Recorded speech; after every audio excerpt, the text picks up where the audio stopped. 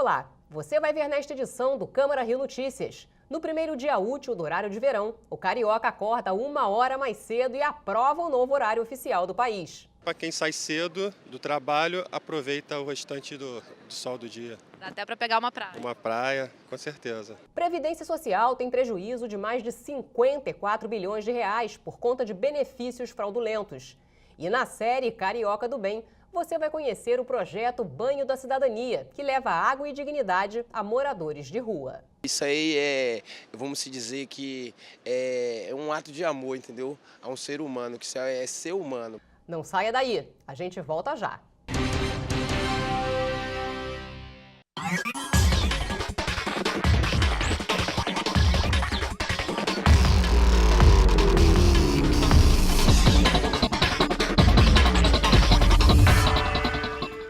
Os temas mais importantes estão no Rio TV Debate. Vereadores e especialistas participam de nossa mesa de discussão.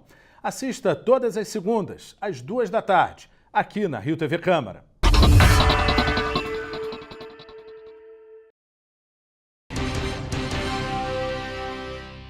A gente começa esta edição falando sobre o horário de verão. Como acontece em todos os anos, os relógios foram adiantados em 1 hora. Nessa segunda-feira, primeiro dia útil do horário de verão, a mudança dividiu opiniões. A nossa equipe, além de ouvir os cariocas, foi até a sede do Observatório Nacional, responsável pela geração, distribuição e conservação da hora legal brasileira. Tem gente que adora. Para quem sai cedo do trabalho, aproveita o restante do sol do dia. Dá até para pegar uma praia. Uma praia, com certeza. Uma caminhada. Outros nem tanto. Não é bom, né? Porque a gente sempre muda esse horário, nosso organismo não está preparado com o horário, passa para o outro automaticamente assim, a gente perde sono, perde tudo. Eu realmente não gosto, para mim continuaria no mesmo. Bom, gostando ou não, o fato é que no primeiro dia útil de horário de verão, todo mundo teve que acordar 1 hora mais cedo. Estava escuro ainda quando você acordou. Sim. O ruim do horário de verão é isso, não tem nada de verão, né? A gente acorda até tá escuro, parece que tá de madrugada. Eu acordo 4 da manhã, agora eu tô acordando 3. Mas você sabe quem controla o horário brasileiro? Nossa equipe veio até o Observatório Nacional, na divisão da hora certa, que há mais de 1 século e meio mantém com a mais alta precisão a difusão da chamada hora legal. Foi nesta sala que o horário oficial de verão brasileiro começou a valer. À meia-noite, do dia 3 para o dia 4 de novembro, havia 4 funcionários trabalhando aqui. O Pedro era um deles, não é isso, Pedro? O que vocês mexeram aqui para todo mundo começar a entender que era 1 hora da manhã e não meia-noite? A gente tem aqui um software desenvolvido na divisão Serviço da Hora e hardware também desenvolvido aqui. No caso do software, a gente deixa pré-programado, né, que os canais que a gente vai alterar, os canais que enviam os sinais para a Embratel e a hora falada, que é transmitido via rádio, né? E, enfim, a gente tem o software e 2 máquinas que são as centrais de hora falada. Na virada do dia 3 para o dia 4, quando dá meia-noite, a gente simplesmente vira essa chave. Manualmente? Manualmente, porque a gente tem que ter uma redundância para garantir que a hora vá para o Brasil todo. Neste pequeno museu, podemos acompanhar a evolução dos relógios medidores usados ao longo dos anos. Na década de 70, o único elemento químico utilizado era o césio. Hoje tem também o hidrogênio. Vários outros relógios vêm sendo desenvolvidos, né, desde a década de 70 para cá. Atualmente você tem alguns países envolvendo os relógios óticos, então pode ser que em breve a gente tenha uma redefinição do segundo. Esses relógios eles apresentam uma estabilidade muito maior do que os relógios de césio. Nesta outra sala ficam os computadores que recebem as informações dos satélites do mundo todo. Mas para entender como isso acontece, só sabendo muita física. O nosso sinal, o que é o UTC-ONRJ, esse sinal está nesse equipamento. Então, a partir desse equipamento, a gente tem como comparar a gente com o GPS Time, com o Galileu Time. E a partir de técnicas como Common View, All in View, a gente tem como comparar a nossa escala de tempo, né, daqui no Observatório Nacional, com escalas de tempo de outros países, como o NIST, por exemplo, Estados Unidos, como o PTB na Alemanha, OP na França, etc. E lembra do rádio relógio que você ligava para saber a hora certa? Pois é, ela ainda existe, agora também na web. Observatório Nacional, 10 horas, 16 minutos, 20 segundos. O horário de verão foi adotado no Brasil em 1931, com o objetivo de economizar energia. Hoje ele funciona em 10 estados, além do Distrito Federal, e vai até o dia 16 de fevereiro de 2019. Com os ponteiros já acertados, agora é só esperar a chegada do verão. Lei aprovada na Câmara do Rio cria programa para reinserção social de menores infratores. Instalada a CPI para apurar o uso indevido da máquina pública na Conlurb. Projeto de lei quer impedir a utilização de bastões de selfie em ambientes com grande concentração de público. Proposta em tramitação proíbe a instalação de câmeras de segurança direcionadas para caixas ou equipamentos para pagamento. E Câmara homenageia profissionais de educação com entrega de moções de louvor e reconhecimento. O secretário da Casa Civil, Paulo Messina, estará nesta terça-feira na Câmara Municipal do Rio. Junto com representantes da Secretaria de Fazenda, ele vai participar de uma audiência pública promovida pela Comissão de Finanças e Orçamento. Veja agora as atividades que estão previstas para esta semana no Legislativo Carioca. Terça-feira, dia 6, a partir das 9h30 da manhã, a Comissão de Finanças realiza audiência pública para debater o projeto de lei que estima a receita e fixa as despesas do município para 2019. Quem vai se apresentar é a Secretaria Municipal de Saúde. A audiência vai contar com a participação do secretário da Casa Civil, Paulo Messina. A sessão vai ser realizada no plenário da Câmara Municipal. Quarta-feira, dia 7, está previsto para 1h da tarde a reunião da Comissão Parlamentar de Inquérito que investiga os contratos emergenciais assinados pela Secretaria Municipal de Educação durante 2016 e 2017. A CPI vai ouvir os depoimentos de Betina Maria Libonati, que é ex-secretária de Gestão, e de Maria Helena dos Santos Costa, que é a atual gestora. O encontro vai acontecer na Sala de Comissões Vereador Ari Barroso. Já na quinta-feira, dia 8, a partir das 9h30 da manhã, a Comissão de Finanças vai receber a Secretaria Municipal de Conservação e de Meio Ambiente para apresentar o orçamento de 2019. Rio Águas, Fundação Parques e Jardins, Rio Luz, Conlurb e Preve Rio também vão apresentar seus planejamentos para o próximo ano. A audiência pública vai ser realizada no plenário. Agora uma sugestão cultural. Durante toda a semana vai acontecer a exposição Capas Gráficas de Edi Cavalcante, no Saguão José do Patrocínio.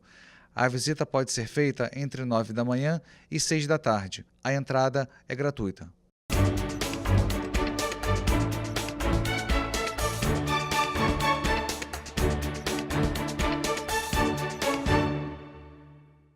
Parabéns para toda essa equipe linda, simpática, profissionais de altíssimo nível, que com certeza não perdem para nenhum canal de televisão. E o papel de toda essa equipe, o canal da TV Câmara, do Canal 12 para a NET, o Canal 12 da NET, é passar para todo o município do Rio de Janeiro as nossas atividades parlamentares. O povo precisa saber, o povo precisa ter acesso do trabalho parlamentar daqueles que o próprio povo colocou aqui no Palácio Pedro Ernesto. Então, a TV Câmara sempre cobre as nossas atividades, as nossas leis, os nossos trabalhos por todos os cantos no Rio e o nosso trabalho aqui no Poder Legislativo Municipal. Então, é um canal, né? É um canal do parlamentar, da Câmara dos Vereadores com o Carioca, uma prestação de contas. Então, parabéns e mais 100 anos de vida. Essa celebração dos 15 anos é muito importante, porque era inadmissível, em pleno século XXI, a Câmara não ter um local, um veículo de exposição das suas decisões, das questões urbanas, da atividade dos seus legisladores. E a fundação da TV Câmara veio suprir essa lacuna, que é comum nos países da Europa, dos Estados Unidos.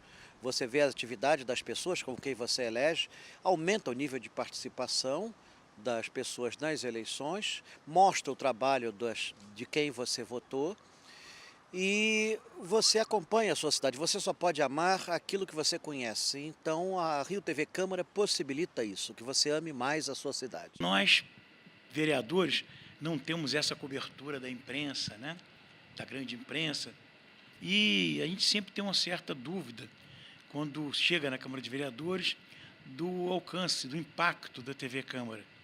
Depois a gente descobre que é muito maior do que a gente imaginava. Não apenas para fora, com o retorno que nós temos, assistir o seu discurso, assistir o seu pronunciamento, mas também para nós, que podemos recortar e colocar em redes sociais. Eu não tenho dúvida, talvez com exceção de um vereador ou dois, a TV Câmara é o mais importante veículo que os vereadores têm no Rio de Janeiro.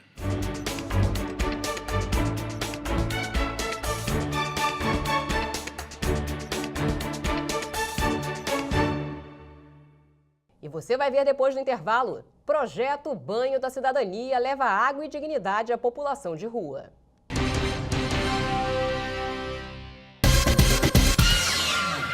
Quer saber o que acontece de mais importante na Câmara Municipal? Então não perca o resumo da semana às sextas, 6h30 da noite.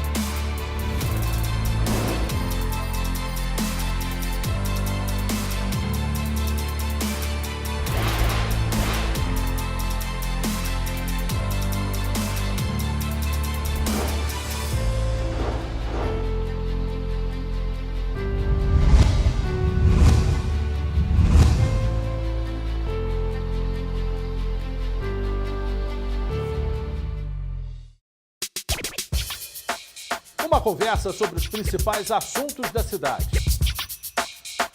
Fique por dentro das opiniões de especialistas e pesquisadores. Rio em Pauta, toda sexta, às 14h. Um levantamento feito pelo Tribunal de Contas da União revelou que a Previdência Social tem um prejuízo anual de mais de 54 bilhões de reais por conta de benefícios fraudulentos. Uma das maiores dúvidas sobre Previdência Social está ligada à indenização por acidente de trabalho. Esse foi um dos assuntos da conversa da repórter Aline Bordalo com Davi Valadares, especialista em direito previdenciário. Muito obrigada pela sua presença, doutor Davi. Primeiro, vamos dar uma introduzida no assunto, saber o que configura um acidente de trabalho. É quando a pessoa já sai de casa ou quando ela chega no local de trabalho? Bem, um acidente de trabalho são aqueles acidentes que vêm ocorrer em decorrência da atividade laboral exercida pelo trabalhador ou também as doenças ocupacionais geradas pela atividade por ele exercida. Com a mudança advinda da reforma previdenciária, essa atividade itinerante, que é o período de trânsito dele da sua residência para o trabalho, deixou de configurar acidente propriamente dito, somente a partir do momento que ele estiver à disposição do empregador efetivamente. E quais são os benefícios previdenciários em caso de acidente de trabalho? Bem, são alguns. Nós teríamos aí benefícios de auxílio acidente propriamente dito, auxílio doença de natureza acidentária, a própria aposentadoria por invalidez também de natureza acidentária, as pensões por morte também de natureza acidentária, todas elas ressaltam em decorrência do acidente propriamente dito. E tem muita fraude, doutor Davi? Algumas. Eu trago até um dado recente, uma pesquisa feita, até um levantamento feito pelo Tribunal de Contas da União em 2017, mencionando que por ano são gastos na média de 54 bilhões de reais somente com benefício fraudulento, ou seja, aquelas pessoas que não detêm o direito de receber benefícios e estão recebendo, seja por fraude na origem, ou seja, de fato a pessoa desde a origem não detinha o direito e através de mecanismo fraudaram o sistema, ou perderam esse direito a partir do momento que passaram a receber, perderam a razão de existir desses benefícios e mesmo assim continuam a usufruir às custas do erário, trazendo valores absurdos como esse de 54 bilhões, que de fato causa toda essa questão do déficit da Previdência, tudo, que tem todas as suas ressalvas, tem alguns pontos que poderíamos até mencionar, mas de fato traz toda essa questão. Ou seja, é um impacto muito grande, né, das contas da Previdência. Com certeza. E, evidentemente, esse valor poderia estar sendo aplicado para aquelas pessoas que, de fato, detêm o direito de receber esses benefícios e que, evidentemente, por conta desse déficit, acaba sofrendo esse prejuízo. Existe alguma forma de coibir essa fraude ou diminuir? Bem, através de políticas afirmativas, a gente poderia, através de mecanismos mais atualizados do próprio sistema previdenciário. Devo lembrar também que o INSS hoje é considerado o maior demandante, o maior réu do país, justamente por inúmeras ações previdenciárias que poderiam ter sido evitadas desde a origem. Ou seja, são aqueles assuntos que já são pacíficos no âmbito dos tribunais e mesmo assim na seara administrativa o INSS insistem em não reconhecer o direito do segurado e por vezes essas demandas vão ser compelidos a pagar via judicial, inclusive com pagamentos de correção monetária, juros, honorários do advogado e demais custos. Então, são valores que, evidentemente, poderiam ter sido evitados desde a origem, desde que fosse, de fato, reconhecido e evitasse demandas judiciais em excesso. Em relação aos benefícios fraudulentos, através de fiscalização, acima de tudo, teria aí a mesma, já que o assunto também é acidente de trabalho, formas de se evitar esses acidentes também vêm através de fiscalização dos próprios órgãos regulamentadores. Então, assim, em relação a déficit, em relação a esses benefícios fraudulentos, através de fiscalização mais assertiva por parte dos próprios órgãos do órgão previdenciário, poderia sim coibir essa prática e também através de maior conscientização dos próprios segurados, que por vezes existe a má-fé por parte dos mesmos em tentar se obter alguma vantagem devida por achar que isso não vai fazer falta. Valores até módicos, valores de um salário mínimo, muitas das pessoas entendem que não vai fazer falta, é um valor muito pequeno, isso não vai causar prejuízo e não considerar do todo, evidentemente esses valores pesam, fazem diferenças e tiram de fato daquelas pessoas que detêm o direito e muitas das vezes têm esse direito negado, enfim. Uhum. O que caracteriza uma aposentadoria por invalidez? Sim, uma aposentadoria por invalidez é importante mencionar que ela detém duas naturezas distintas. Uma natureza de quando decorre de um acidente do trabalho, propriamente dito, ou natureza, como a gente menciona, uma natureza comum, que advém de uma invalidez por qualquer outra razão que não tenha nexo com a atividade laboral. O grande ponto da aposentadoria por invalidez é que essa invalidez, essa incapacidade para o trabalho, é uma incapacidade total e é uma incapacidade permanente, natureza permanente, ou seja, o indivíduo ele não tem capacidade de se reabilitar para o trabalho naquele momento. Esse tipo de aposentadoria, mencionando estritamente para os casos de acidente de trabalho, é importante destacar que ela não detém carência, por exemplo, que são aquele número de contribuições mínimas que o indivíduo tem que verter para o sistema previdenciário para deter direito a esses benefícios. Então, nesses casos, todos os benefícios que tem como fato gerador o acidente de trabalho propriamente dito, esses benefícios não precisam, não são submetidos a período prévio de carência. Então, basicamente, a aposentadoria por invalidez, há necessidade de se configurar essa invalidez de cunho permanente, não suscetível de reabilitação profissional. Muito obrigada pelos seus esclarecimentos. Volto sempre. Obrigado. Eu volto com você, Ingrid.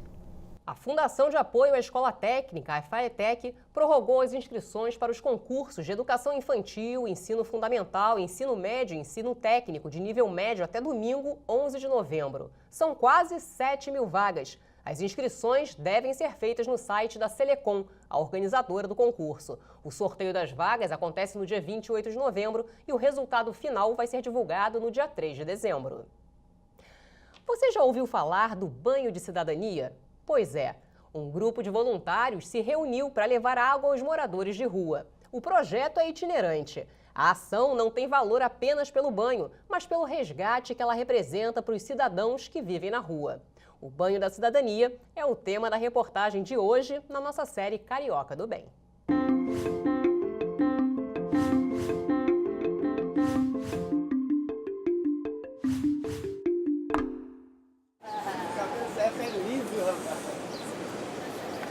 Às vezes não é preciso muito para ser feliz, basta apenas um bom banho. A gente para num ponto onde tem um ponto d'água. Geralmente somos chamados por igrejas, centros evangélicos, igrejas evangélicas, centro espírita, enfim. São grupos que gostam de fazer esse trabalho, convidam a gente e aí eu peço só um ponto d'água e a gente entra com todo o material. E quem participa é voluntário? Como é que funciona? A participação mais voluntária mesmo, pessoas voluntárias. Infelizmente nós não temos ajuda, né? Então assim, sai tudo, fica um pouco pesado, sai tudo do nosso bolso, a gente vai fazendo, vamos realizando. O projeto é itinerante e acontece em diferentes regiões dentro e fora da cidade. Em média, cada ação chega a atender cerca de 180 pessoas. Nós estamos no centro da cidade, nós fixamos aqui terça e sexta-feira no centro da cidade para poder atender a demanda maior da cidade do Rio de Janeiro. O número maior de população em situação de rua está aqui, no centro da cidade. Então é ele que nós atendemos aqui. Ricardo ainda conta histórias interessantes de quem já passou por aqui. Um senhor que nós pegamos, que veio da Venezuela, 5 meses que ele não sabia o que era um chuveiro. Ele tomava banho embaixo da marquise, no mar, mas quando ele tomou um banho no chuveiro, ele chorou, entendeu? Que ele usou sabonete, shampoo, ele passou o tempo que ele quis, nós deixamos ele ficar ali bem à vontade, que ele estava numa situação muito precária mesmo. Para o pedreiro confeiteiro desempregado que há 6 anos mora nas ruas do Rio, o projeto é fundamental. Esse é um projeto que eles estão desenvolvendo com muito amor e carinho. Você vê que é um trabalho todo voluntariado e só vem somar para a gente que estão nessa situação nas calçadas. É um trabalho social que deveria expandir, onde que a dificuldade é de ter pessoas que colaborem com eles também para unir as forças. Isso é importante. Você acha assim que é mais do que um banho simples? Mais do que um banho. Isso aí vamos dizer que é um ato de amor, entendeu? A um ser humano, que isso é ser humano, porque muitas vezes a gente não tem um lugar onde tomar banho, a gente quer ir procurar um emprego, entregar um currículo, a gente não tem o principal, que é o higiene, né? Então eles fazem um trabalho fundamental para o ser humano. A população de rua, você sabe, está carente sobre esses negócios, né? Você vê aí na rua aí mendigo, essas coisas jogadas pelos cantos, todo sujo, isso, aquilo. Isso é muito interessante mesmo. O subtenente Marcos Vinícius de Oliveira, adjunto do Centro Presente no Largo da Carioca, diz que a iniciativa é importante para resgatar a cidadania dessa população. E é um trabalho tão importante que resgata um pouco da cidadania do pessoal que fica na rua, entendeu? E o que a gente puder ajudar, a gente ajuda. Nós temos assistente social, nós damos encaminhamento através da assistente social para várias coisas de saúde, eles vão para abrigo. E esse também a gente acolhe, a gente tenta no que a gente pode, na medida do possível, a gente acolhe todas essas manifestações. E o Câmara Rio Notícias fica por aqui. Obrigada pela companhia. Amanhã a gente se vê. Rio TV Câmara, 15 anos no ar.